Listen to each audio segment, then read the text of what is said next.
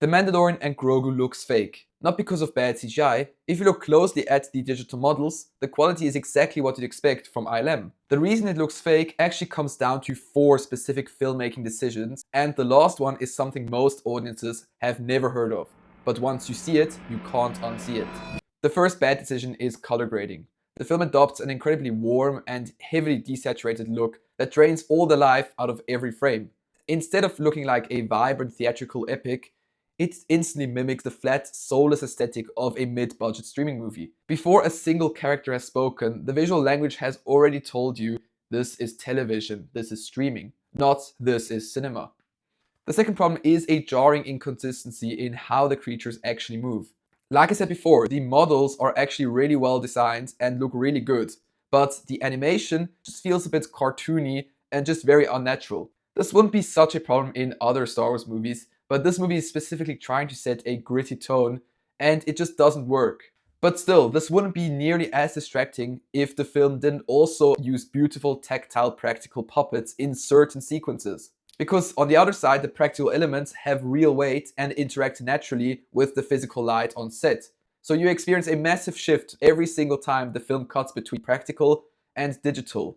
So the contrast shatters your immersion, not because the CGI is bad, but because the animation is a bit cartoony and the practical is just so good.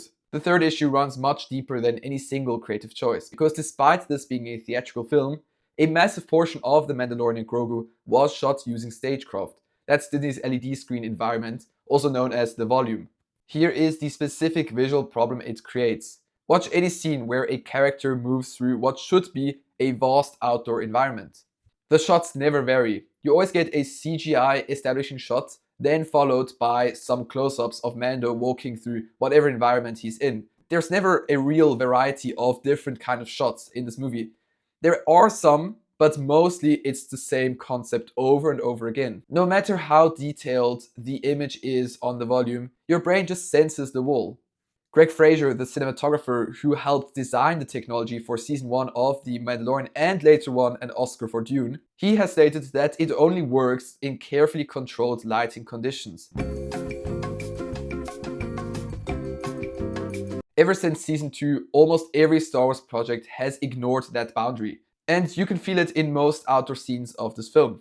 But even if Disney fixed the color grade tomorrow and reduced their volume usage, there is still one camera level decision making this film look fake. It is a technique so subtle that most viewers have never heard of it, and it is the single most damaging flaw in this entire movie.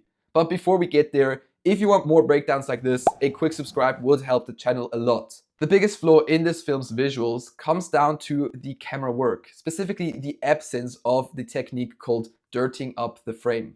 In cinematography, a dirty shot means intentionally placing an object, a prop, or a background character in the foreground to partially obscure the main subject. And surprise, surprise, Craig Fraser is a master at this. You can see it throughout his whole filmography, from The Batman to the first season of The Mandalorian. And especially in this movie, it is a vital technique because Mando operates in a shady, lived-in underworld where the camera should feel like it was just sneaking a look at something that it was never meant to see. The problem with shooting clean, perfectly unobstructed frames is that you lose that sense of texture entirely. Instead of feeling like a documentary captured in a dangerous galaxy, the camera feels safe, clinical, and flat. Without some foreground layers to build some real depth, the world stops feeling real and just starts feeling like a set.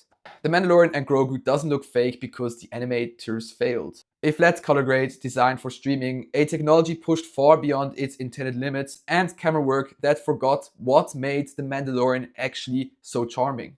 The visual issues are real, but they are not even the biggest problem this movie has. If you want to understand why The Mandalorian and Grogu ultimately just fails to be a movie beyond the visuals, I broke down the full picture in this video right here.